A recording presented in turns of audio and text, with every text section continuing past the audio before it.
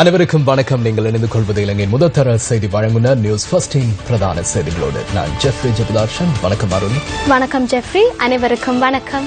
இன்று உலகளாவிய ரீதியில் ஹஜ் பெருநாளை கொண்டாடி கொண்டிருக்கும் அனைத்து இஸ்லாமிய சகோதரர்களுக்கும் நியூஸ் ஃபர்ஸ்ட் சார்பாக சந்தோஷமான வாழ்த்துக்களை தெரிவிக்கின்றோம். இனி முதலில் தலைப்புச் செய்திகள். போதைப்பொருள் நாட்டிற்குள் கொண்டுவரப்படுவதை தடுப்பதற்கான நடவடிக்கைகள் முன்னெடுக்கப்படுவதாக ஜனாதிபதி தெரிவிப்பு. உலகளாவிய ரீதியில் இஸ்லாமியர்கள் ஹஜ் பெருநாளை இன்று கொண்டாடுகின்றனர்.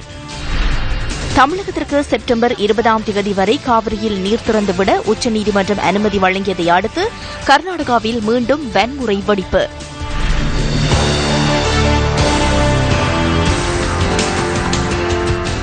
போதைப்பொருள் நாட்டிற்குள் கொண்டுவரப்படுவதை தடுப்பது தொடர்பான நடவடிக்கைகளை முறையாகவும் செயற்திறனுடனும் முன்னெடுப்பதாக ஜனாதிபதி மைத்ரிபால சிறிசேன தெரிவிக்கின்றார்.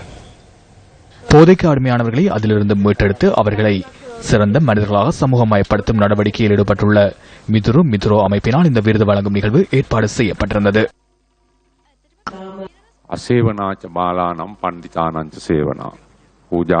பழகுவதற்கு தகுதியானவர்கள் யார், தகுதியற்றவர்கள் யார் என்பதை புரிந்து கொள்வது சமூகத்தில் இருக்கும் பிரச்சனையாகும். போதைப்பொருளினால் நாளொன்றிற்கு 100க்கும் அதிகமானவர்கள் நாட்டில் உயிரிழக்கின்றனர் என்பது நாம் அறிந்த விடயம். அத்துடன் நாளொன்றிற்கு போதைப்பொருளினால் நோய்வாய்ப்படுபவர்களின் எண்ணிக்கைகளை கூறுவது கடினமாகும். அதனால் இந்த அச்சமான சமூக தொற்றிலிருந்து நமது சமூகத்தை பாதுகாப்பது அனைவரது முக்கிய கடமையாகும். இளம் பிள்ளைகள் இந்த பழக்கத்திற்கு அடிமையாகுவது தொடர்பில் ஆராய்ந்து பார்ப்பதற்கு முழு சமூகத்தையும் தெளிவூட்டும் அவசியம் நமக்கு புரிந்துள்ளது. தேசிய பாதுகாப்பு சபைக்குள் இது தொடர்பில் நாம் கலந்துரையாடி தேவையான செயற்பாடுகளை முன்னெடுத்துள்ளோம். அரசாங்கம், முப்படையினர், போலீசார், அரசு அதிகாரிகளால் மாத்திரம் இந்த நடவடிக்கையை முன்னெடுக்க முடியாது. அதனால் இது அனைவரதும் பொறுப்பாகும். அதனை வெற்றி கொள்வதற்கு அனைவரும் ஒன்றிணைவோம். සෑම කෙනෙකුගේම පුළුල් වගකීමක් සහ යුතුකමක් වෙනවා. ඒ නිසා ඒ සාර්ථක කිරීමට අපි සියලු දෙනාම එක්වමු.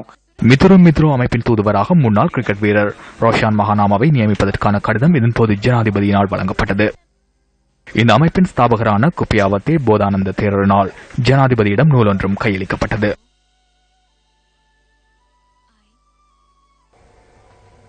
உலகளாவிய ரீதியாக இஸ்லாமியர்களால் கொண்டாடப்படுகின்ற ஒரு முக்கிய பண்டிகை ஈதுல் அல்ஹா எனப்படும் தியாக திருநாளான ஹஜ் பெருநாள் இன்றாகும். புனித ஹஜ் கடமையை நிறைவேற்ற உலகில் 4 திசையிலிருந்தும் லட்சக்கணக்கான மக்கள் மெக்கா நகரில் ஒன்று கூடி தியாகங்களை நினைவு கூறும் நிலையில் உலகின் பல்வேறு பகுதிகளிலும் முஸ்லிம்கள் ஹஜ் பெருநாளை கொண்டாடுகின்றனர். தியாக திருநாளின் மகத்துவத்தை சுமந்து வரும் விசேட தொகுப்பு அடுத்து. உலகளாவிய ரீதியாக இஸ்லாமியர்களால் கொண்டாடப்படுகின்ற ஒரு முக்கிய பண்டிகை ஈதுல் அல்ஹா எனப்படும் புனித ஹஜ் பெருநாளாகும். இறை தூதர்களில் ஒருவரான இப்ராஹிம் நபியின் தியாகத்தை நினைவு கூறும் விதமாக இஸ்லாமிய நாட்காட்டியின் பிரகாரம் துல்ஹஜ் மாதம் பிறை 10 ஹஜ் பெருநாள் கொண்டாடப்படுகின்றது. வசதி படைத்த முஸ்லிம்கள் இஸ்லாத்தின் 5 முக்கிய கடமைகளில் இறுதி கடமையான ஹஜ்ஜை நிறைவேற்றுவதற்காக புனித மக்கா சென்று மார்க்க கடமைகளில் ஈடுபடுவார்கள். இன்றைக்கு சுமார் 4000 வருடங்களுக்கு முன்னர் வாழ்ந்த இறைதூதர் இப்ராஹிம் நபி அவர்களின் மனைவியான சாரா மூலம் நீண்ட காலத்தின் பின்னர் கிடைத்த ஆண்மகவான இஸ்மாயில் நபி அலிஸ்லாம் அவர்களை இறை கட்டளையின் பிரகாரம் பலியிட துணிந்த வரலாறு இதன் போது நினைவு கூறப்படுகின்றது. நபி இப்ராஹிம் அலிஸ்லாம் அவர்கள் தமது அன்புக்குரிய மகன் இஸ்மாயில் அலிஸ்லாம் அவர்களை பலியிட துணிந்த போது எல்லாம் வல்ல இறைவன் வானவர் ஜிப்ரீல் அலிஸ்லாம் அவர்கள் மூலம் அதனை தடுத்து ஒரு ஆட்டை இறக்கி வைத்து அதனை பலியிடுமாறு கட்டளையிட்டார். இறைதூதர் இப்ராஹிம் அலிஸ்லாம் அவர்களின் தியாகத்தை நினைவு கூறும் வகையில் இஸ்லாமியர்கள் புனித ஹஜ் பெருநாளை கொண்டாடுகின்றனர். இந்த தினத்தில் ஹஜ் சிறப்பு தொழுகையை நிறைவேற்றியதன் பின்னர் உல்ஹியா கடமையையும் நிறைவேற்றுவார்கள். மனிதநேயம், தியாகமாகிய உயரிய குணாம்சங்களில் அழகு பெறும் புனித தினமாக ஹஜ் திருநாள் விளங்குவதாக ஜனாதிபதி மைத்ரிபால சிறிசேன தெரிவித்துள்ளார். ஹஜ் பெருநாளை முன்னிட்டு வெளியிட்டுள்ள வாழ்த்துச் செய்தியில் ஜனாதிபதி இந்த விடயத்தை கூறியுள்ளார். சமாதானத்தினதும் சகோதரத்துவத்தினதும் எல்லைகளை விரிவுபடுத்தி முஸ்லிம் மக்களின் புனித குரானில் வரும் முகமது நபிநாயகத்தின் வழிகாட்டலை ஏற்று பின்பற்றும் தத்தமது மதபக்தி மீதான பாரிய அர்ப்பணிப்பின் உச்சக்கட்டமே ஹஜ் வழிபாடு மூலம் வெளிப்படுவதாக ஜனாதிபதி மைத்திரிபால சிறிசேன வெளியிட்டுள்ள வாழ்த்துச் செய்தியில் குறிப்பிடப்பட்டுள்ளது.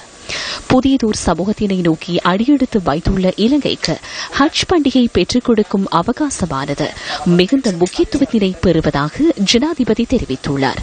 தியாகத்தினதும் ஐக்கியத்தினதும் நல்லிணக்கத்தினதும் உன்னதமான படிப்பினையை ஒவ்வொரு வருடமும் நினைவூட்டும் ஹஜ் நிகழ்வானது உலகம் முழுவதும் வாழும் முஸ்லிம்களின் ஒற்றுமை சகவாழ்வு மற்றும் அதன் மூலம் வெளிப்படும் ஆன்மீக ஒளியை சிறப்பாக எடுத்துக் காட்டுவதாக பிரதமர் ரணில் விக்ரமசிங்கே தனது வாழ்த்துச் செய்தியில் கூறியுள்ளார். சமூகத்தில் காணப்படும் ஏற்றத்தாழ்வுகளை ஒழித்து சகவாழ்வுடன் வாழ்வதற்கும் தியாக உணர்வுடன் தம்மிடம் காணப்படும் வளங்களை ஏழை எளியவர்களுடன் பங்கிட்டுக் கொள்வதற்குமான ஹஜ் கிரியினை அடிப்படையாக கொண்ட இஸ்லாம் சமயத்தின் உள்ளடக்கம் முஸ்லிம்களுக்கு மாத்திரமன்றி அனைவருக்கும் பெருமதியான செய்தியை வழங்குவதாகவும் அவர் சுட்டிக்காட்டியுள்ளார். இதேவேளை விசுவாசம் தியானம் தேவையுள்ளோருக்கு நோன்பு உதவுகின்றது என்பதுடன் தியாகமானது இஸ்லாம் மார்க்கத்திலே முக்கிய இடத்தை பெறுவதாக எதிர்க்கட்சித் தலைவர் இரா சமதனின் வாழ்த்துச் செய்தியில் தெரிவிக்கப்பட்டுள்ளது. நாட்டில் புதிய அத்தியாயத்தை நோக்கி செல்லுகின்ற இந்த தருணத்தில்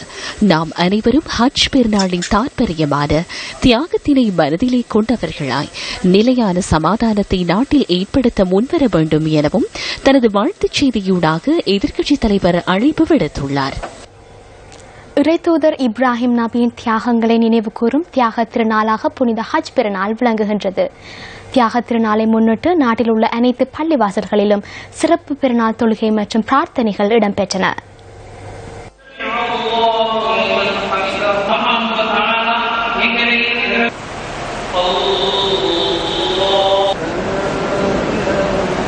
இந்த தினத்திலே அந்த ஹஜ்ஜாஜிகள் நிறைவேற்றக்கூடிய அமல்கள் போக நாங்கள் எங்களுடைய நாட்டிலே நோன்பிருந்து அல்லாஹு தாலாவுக்கு சில சிறப்பான அம்சங்களை செய்திருக்கின்றோம். இந்த ஈதுல் அல்ஹா திருநாளையிலே எல்லா மக்களுக்கும் இந்த தியாக திருநாளின் நல்வாழ்த்துக்களை நான் தெரிவித்துக் கொள்வதில் பெருமகிழ்ச்சி அடைகின்றேன்.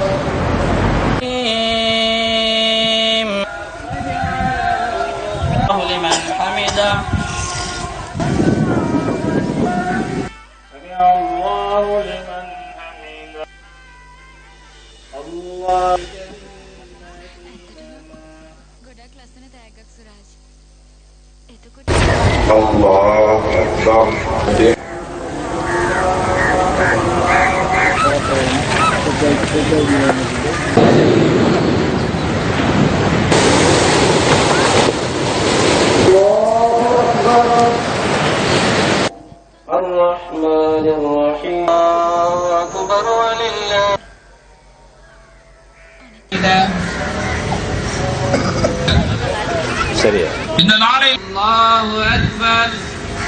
குளிக்கு விட்டு செல்லுமாறு வேண்டிக் கொள்கின்றோம். இப்ராஹிம் நபியின் தியாக உணர்வுடன் நாட்டின் அபிவிருத்தி இன ஐக்கியம் மற்றும் சுபீட்சத்துக்காக பிரார்த்திக்குமாறு தேசிய ஐக்கிய முன்னணியின் தலைவர் அசாத் சாலே ஹஜ் பெருநாள் வாழ்த்துச் செய்தியில் அழைப்பு விடுத்துள்ளார். கடந்த ஆட்சியில் முஸ்லிம் மக்கள் அச்சத்துடன் வாழ்ந்த நிலைமை நல்லாட்சி அரசாங்கத்தில் மாறி மக்கள் நிம்மதியாக வாழக்கூடிய நிலைமை ஏற்பட்டுள்ளதாகவும் இந்த நிலை தொடர பிரார்த்திக்க வேண்டும் எனவும் அந்த செய்தியில் மேலும் தெரிவிக்கப்பட்டுள்ளது. தியாக திருநாளாம் புனித ஹஜ் பெருநாளை உலகளாவிய ரீதியில் வாழும் அனைத்து இஸ்லாமியர்களும் இன்று வெகு சிறப்பாக கொண்டாடி வருகின்றார்கள்.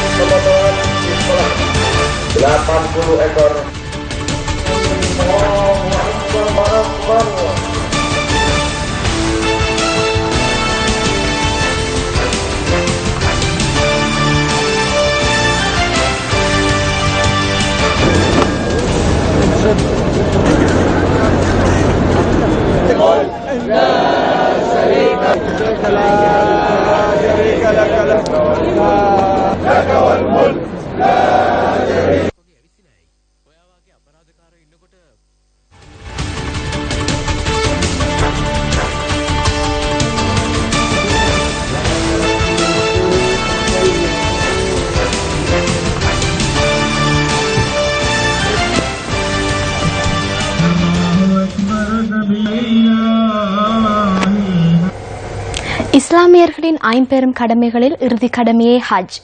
புனித ஹஜ் கடமை பல தியாகங்களையும் பல அற்புதங்களையும் உள்ளடக்கியதாக அமைந்துள்ளது.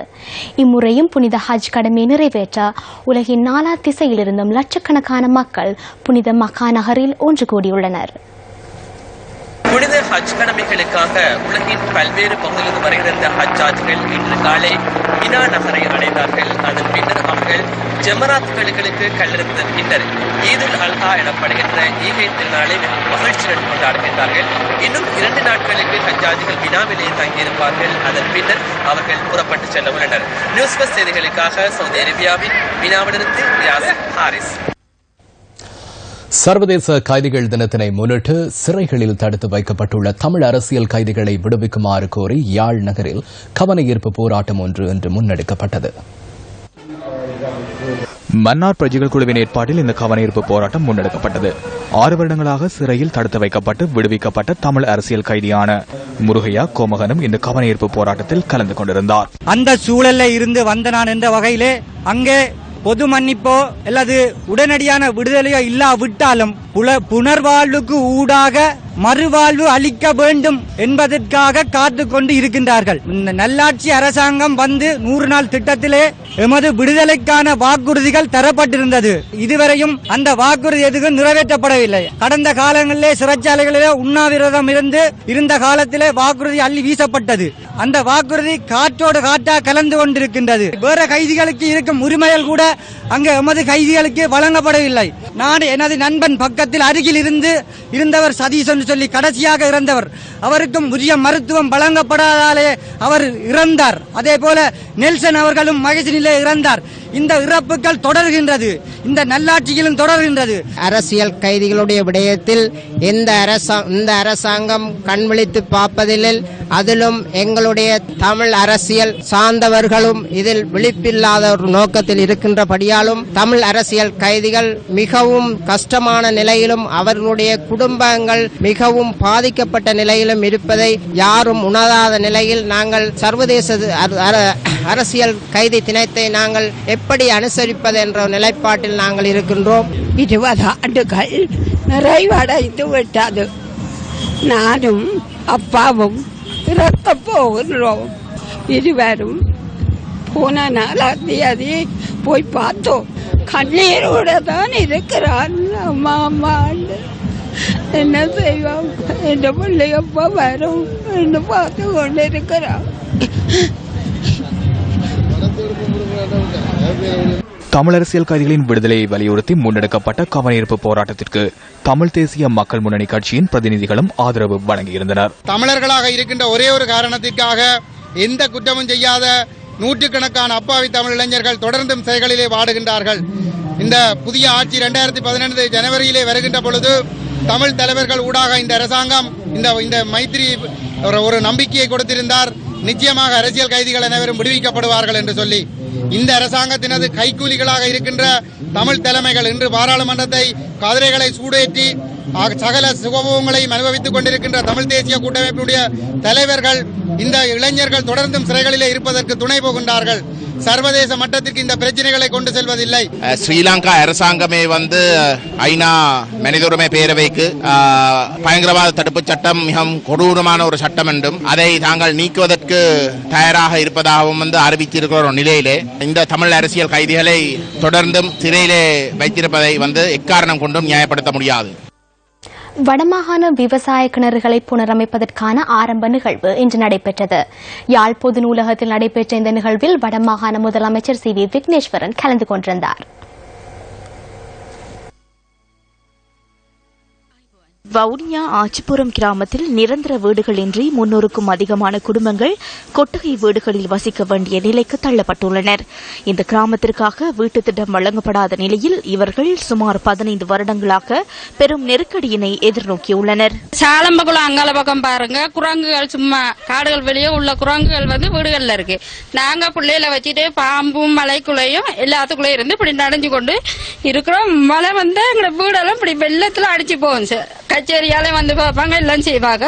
ஆனா இதுவரைக்கும் வீட்டு திட்டம் வரையில. தேர்தல் காலத்தில் வழங்கப்பட்ட வாக்குறுதிகள் பொய்த்து போக ஆச்சிபுரம் கிராம மக்கள் எதிர்காலம் தொடர்பிலான அச்சத்திற்கு மத்தியில் நாட்களை நகர்த்தி வருகின்றனர்.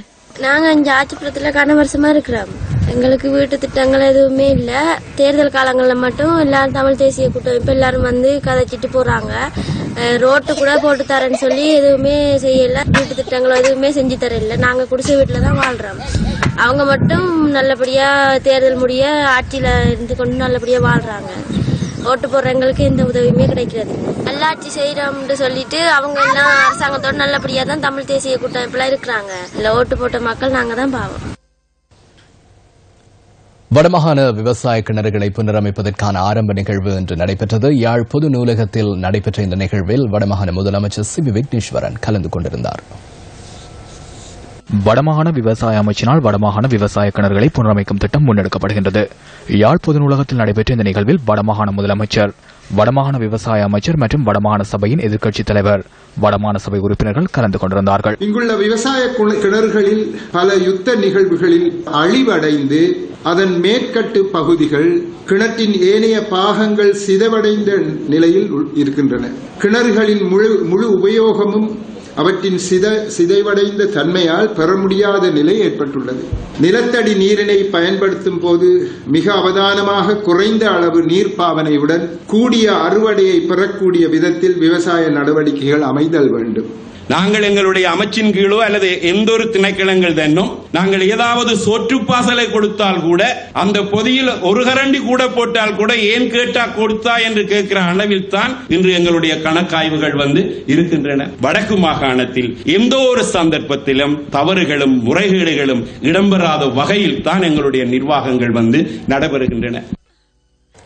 தமிழகத்திற்கு செப்டம்பர் 20 வரை காவேரியில் நீர் திறந்துவிட உச்சநீதிமன்றம் அனுமதி வழங்கியதைத் தொடர்ந்து கர்நாடகாவில் மீண்டும் வன்முறை வெடித்துள்ளது.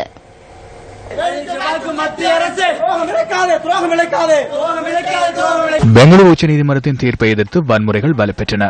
பெங்களூரின் பல பகுதிகளிலும் தாக்குதல் சம்பவங்கள் பதிவாகியுள்ளன. வீதிகள் தோறும் தனியார் அரச வாகனங்கள் மற்றும் பேருந்துகள் தீக்கிரையாக்கப்படுவதால் பாடசாலை மாணவர்களை வீட்டிற்கு உடனடியாக அழைத்துச் செல்லுமாறு பாடசாலை நிர்வாகம் வலியுறுத்தியதாக அந்த நாட்டு ஊடகங்கள் தெரிவித்துள்ளன. தமிழ்நாட்டு வாகனங்களை பெங்களூரு வீதிகளில் பயணிக்க வேண்டாம் எனவும் அந்த நாட்டு அதிகாரிகள் கேட்டுக் கொண்டுள்ளனர். கனடா முதல்வர் சித்தராமையாவை சந்தித்துள்ள தமிழக அதிகாரிகள் கனடா வாழ் தமிழர்களுக்கான பாதுகாப்பை உறுதிப்படுத்துமாறும் வலியுறுத்தியுள்ளனர். பெங்களூரில் தற்போது 18,000 போலீசார் பாதுகாப்பு கடமைகளில் ஈடுபடுத்தப்பட்டுள்ளனர்.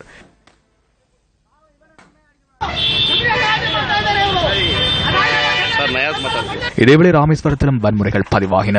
கர்நாடக பதிவில் உள்ள 5 வாகனங்கள் அடித்துடைக்கப்பட்டுள்ளதுடன் வன்முறை சம்பவங்களில் 2 பேர் காயமடைந்துள்ளதுடன் 8 பேர் கைது செய்யப்பட்டுள்ளனர். ராமேஸ்வரத்திற்கு கர்நாடகாவிலிருந்து வருகை தந்த 2 பேருந்துகள் நகராட்சி பேருந்து நிறுத்தத்தில் தடுத்து வைக்கப்பட்டிருந்த நிலையில் தாக்குதல் நடத்தப்பட்டுள்ளதாக அங்கிருக்கும் நியூஸ் பஸ்டின் செய்தியாளர் குறிப்பிட்டார்.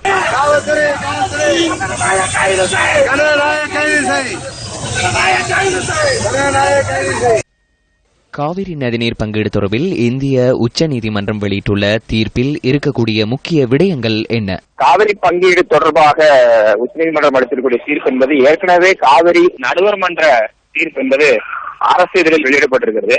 அந்த அரசு இதழில் வெளியிடப்பட்டிருக்கக்கூடிய அந்த நடுவர் மன்ற தீர்ப்பின்படி தமிழகத்திற்கு குறிப்பாக வறட்சி காலங்களில் எந்த அளவிற்கு தண்ணீர் திறந்துவிட வேண்டும் என்கிற உத்தரவு இருக்கிறது. ஆனால் அந்த உத்தரவை அமல்படுத்த தொடர்ச்சியாக கர்நாடக அரசு மறுத்துள்ள நிலையில் காவிரி விவகாரத்தில் உச்சநீதிமன்றத்தில் போடப்பட்டிருந்த வழக்கின் தீர்ப்பில் தமிழகத்திற்கு இந்த காலகட்டங்களில் ஒதுக்க வேண்டிய நீரை கட்டாயம் ஒதுக்க வேண்டும் என்று கடந்த வாரத்தில் தீர்ப்பு ஒன்றை வழங்கியது. அது 12,000 கண்ணாடி தண்ணீரை வெளியே கொடுக்க வேண்டும் என்று. அப்போதே கர்நாடகத்தில் கடுமையான எதிர்ப்பு என்பது தமிழகத்திற்கு தண்ணீர் திறந்ததற்காக எதிர்ப்பு என்பது கடுமையாக எழுப்பப்பட்டிருந்தது. அந்த சூழலில் இன்றைக்கு மீண்டும் காவிரி தொடர்பான வழக்கு, அதாவது மேல்முறையீட்டு மனு, கர்நாடகத்தின் மேல்முறையீட்டு மனு மீதான விசாரணை அளிக்க தீர்ப்பு வழங்கப்பட்டது.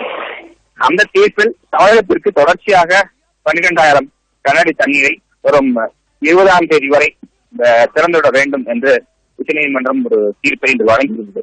இந்த தீர்ப்பு கர்நாடக மக்கள் மத்தியில் ஒரு எதிர்ப்பு கிளம்பி ஆங்காங்கே கர்நாடகம் முழுவதும் போராட்டங்கள் நடைபெற்று வருகின்றன. கர்நாடகத்தில் நடைபெறக்கூடிய போராட்டங்களுக்கு எதிர்ப்பு தெரிவித்து தமிழகத்திலும் இங்கு பல இடங்களில் போராட்டங்கள் என்று நடந்திருக்கின்றன. இந்த சர்ச்சைக்குரிய தீர்ப்பை தொடர்ந்து கர்நாடகாவின் பெங்களூர் மற்றும் தமிழகத்தில் எவ்வாறான சம்பவங்கள் பதிவாகியுள்ளன? கர்நாடகத்தில் இந்த தீர்ப்பு வெளியானது முதலே அங்கங்கே போராட்டங்கள் நடைபெற்றன. அந்த போராட்டங்கள் அடுத்த கட்டத்திற்காக சென்று கலவரமாக மாறியது. பல இடங்களில் தமிழ் மக்கள் வாழக்கூடிய இடங்களில் ஒரு போராட்டம் என்பது நடந்தது. அந்த போராட்டத்தின் விளைவாக அங்கங்கே தமிழ் மக்கள் தாக்குதலுக்கு உள்ளாக்கப்பட்டனர். அப்படி ஒரு சூழ்நிலையில் தான் அதனுடைய எதிரொலியாக தமிழகத்திலும் தொடர்ச்சியான போராட்டங்கள் நடைபெற்று வந்தன. பாராளுமன்றத்தில் பெண்கள் பிரதிநிதித்துவத்தை மேம்படுத்தல் மற்றும் பெண் தலைமைத்துவத்தை அதிகரித்தல் தொடர்பிலான செயலமர்வு கரைத்துறை பற்று பிரதேச செயலாளர் பிரிவில் இன்று முன்னெடுக்கப்பட்டது. பாராளுமன்ற உறுப்பினர் சாந்தி ஸ்ரீஸ்கந்தராஜா தலைமையில் இடம்பெற்ற இந்த நிகழ்வில் பெண்கள் சார் செயற்பாட்டு அமைப்புகள், பிரதேசம் மட்ட பெண்கள் குழுக்கள் அமைப்புகள் என்பன கலந்து கொண்டன.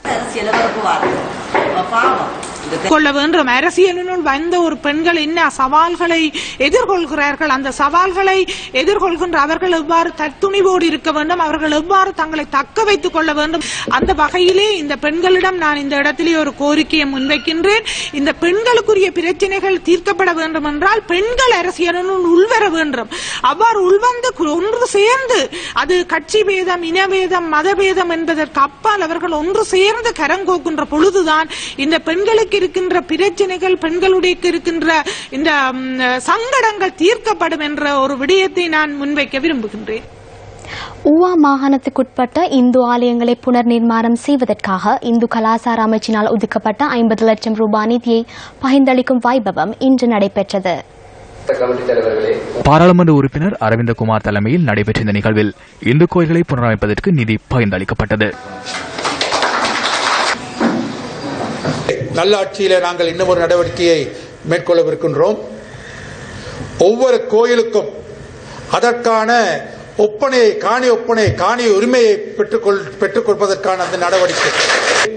கோயில் காலங்களில் திருவிழாக்களின் போது, கோயில் உற்சவங்களின் போது காவல் நிலையத்தினர், காவல் நிலைய உத்தியோகஸ்தர்கள் தோட்ட பக்கம் அடியெடுத்து கூட வைக்காத வண்ணம் நாங்கள் செயல்பட வேண்டும். குற்றச் செயல்களை தடுப்பதற்கு மாத்திரமே காவல் துறையினரை ஒழிய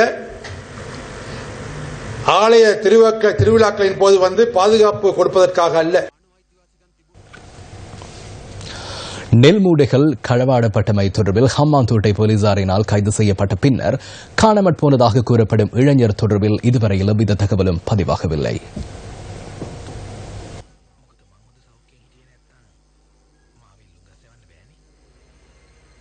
இந்த தகவல்களை தொடரும் எமது பிரதான செய்திகளில் வழங்குவதற்கு காத்திருக்கிறோம். தொடர்ந்து இணைந்திருங்கள். உடுவில் மகளிர் கல்லூரியின் அதிபர் மாற்றத்திற்கு அதிருப்தி தெரிவித்து அண்மையில் மாணவிகள் கவன ஈர்ப்பு நடவடிக்கையில் ஈடுபட்ட போது பதிவு செய்யப்பட்ட காட்சிகள் இணையதளங்களிலும் தற்போது வியாபித்து வருகின்றன. அவ்வாறு பதிவு செய்யப்பட்டதோர் காட்சி அடுத்து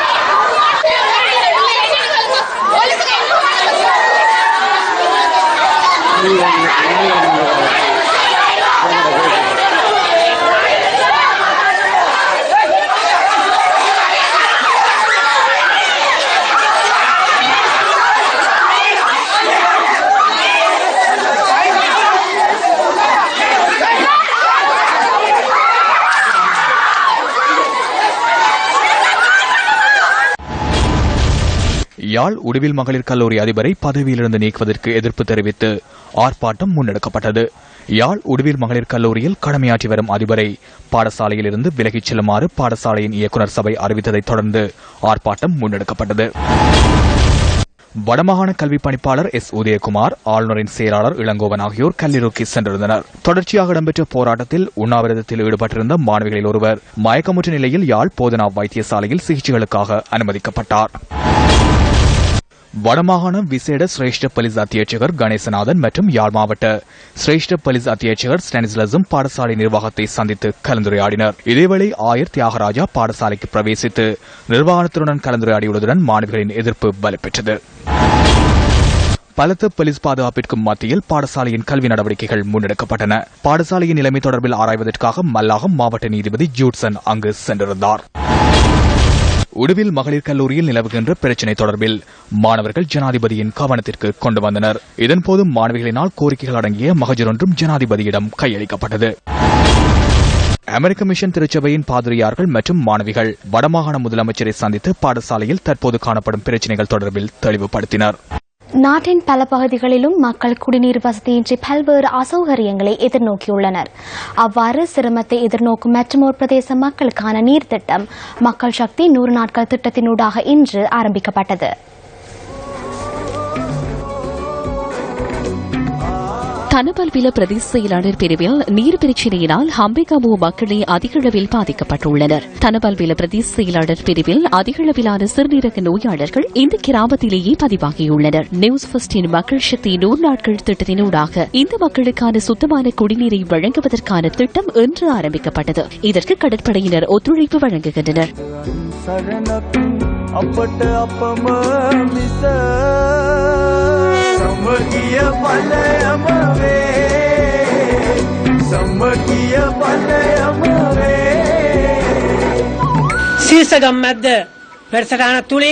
மக்கள் சக்தி திட்டத்தினூடாக எமது பாடசாலைக்கு மாத்திரமின்றி முழு கிராமத்திற்கும் பலனை பெற்றுக் கொள்ளும் சந்தர்ப்பம் கிட்டியுள்ளது.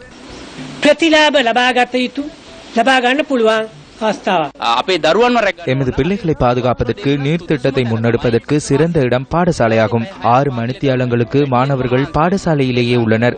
கல்வி கற்கின்றனர், விளையாடுகின்றனர். ஓய்வு நேரத்தில் ஓடி வந்து தண்ணீர் அருந்துவார்கள். அம்பேகமுவுக்கு சென்று வரிசையில் நின்று நீர் சேகரிப்பதை விடவும் பணத்தை செலுத்தி நீரை கொள்வனவு செய்வதை விடவும் இங்கிருந்து நீரை கொண்டு செல்ல முடியும்.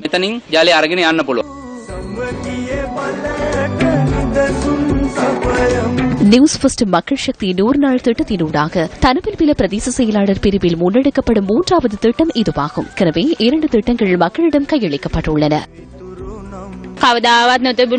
எப்போதும் இல்லாத மகிழ்ச்சி எமக்கு தற்போது ஏற்பட்டுள்ளது. ஒரு துளி நீருக்காக 10-15 கிலோமீட்டர் நாம் செல்ல வேண்டும். அந்த நிலை தற்போது மாறியுள்ளது. இதனை எம்மால் மறக்க முடியாது.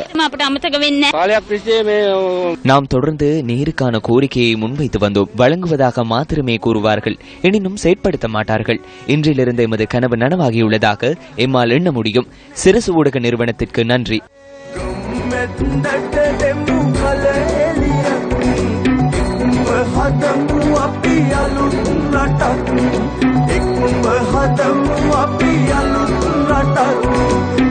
உடுவில் மகளிர் கல்லூரியின் அதிபர் மாற்றம் தொடர்பில் பேராயர் கலாநிதி டேனியல்ஸ் தியாகராஜா இன்று ஊடகங்களுக்கு கருத்து வெளியிட்டார். வட்டுக்கோட்டையில் உள்ள தென்னிந்திய திருச்சபை பேராயத்தில் இந்த ஊடகவியலாளர் சந்திப்பு ஏற்பாடு செய்யப்பட்டிருந்தது. கல்லூரி வளாகத்துக்குள் காலடி எடுத்து வைக்காத ஒரு அரசியல்வாதியுடைய பெயரை பலரும் பல வகையிலும் களங்கப்படுத்தியுள்ளார். என்னை பொறுத்தவரையில் குறைந்தபட்சம் 7 அரசியல்வாதிகள் பழைய அதிபரோடு தொடர்பு வைத்து பாடசாலைக்குள் சென்றிருக்கிறார். போகாத ஒரு அரசியல்வாதியை களங்கப்படுத்தி இருக்கிறார். அந்த அரசியல்வாதிக்கும் தெரிவு குழுவுக்கும் எந்த சம்பந்தமும் இல்லை. அந்த அரசியல்வாதி எங்களுடைய குழு ஒன்றிலுமே இல்லை. அந்த அரசியல்வாதி திரு சுமந்திரன் அவர்கள் எங்களுடைய ஆதீனத்தின் சட்ட ஆலோசகர்களில் அவரும் ஒருவர். இந்த 2016வது ஆண்டிலே அந்த வளாகத்துக்குள் காலீடு எடுத்து வைக்கவில்லை. இதேவேளை சுமந்திரனின் மனைவி பாடசாலையில் அங்கம் வகிப்பதன் பின்னணி தொடர்பில் ஊடகவியலாளர்கள் கேள்வி எழுப்பினர். இல்ல, அதான் நான் சொல்லி வச்சேன், போர்டுல இல்ல. மனைவி உடுவில் கல்லூரி போர்டுல இருக்கிறான்.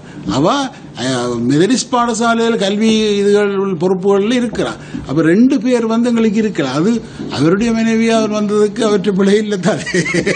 இதேவேளை சுமந்திரன் தென்னிந்திய திருச்சபையின் பல வழக்குகளில் ஆஜராகியமை தொடர்பிலும் ஊடகவியலாளர்கள் இதன்போது கேள்வி எழுப்பினர். அதாவது அந்த நீங்க சொல்ற அந்த அறிக்கை வாசிச்சு நான் பினான்சியல் டைம்ஸ்ல வந்தது. அந்த அறிக்கையில அவர் என்ன சொல்ல வாரார் என்றால், அரசியல் மயப்படுத்தப்பட்டது என்றதை மறக்கத்தான் அவர் சொல்றார். அவர் சொல்றார், எங்களுடைய சட்டத்திறனியாக அவர் வழக்கில் ஈடுபட்டிருந்தார், அப்பொழுது அவர் அரசியல்வாதியும் அல்ல என்று சொல்லப்படுது. நான் சொல்றேன், அடிப்படை தென்னிந்திய உறுப்பினராகவும் எங்களுடைய சட்டத்தனியாக உரிமை இருக்கு. ஆனா இல்ல, அவர் தெரிவில இருக்கவும் இல்லை, அவர் செயற்குழு உறுப்பினராகவும் இல்லை. ஜெனீவா பிரேரணை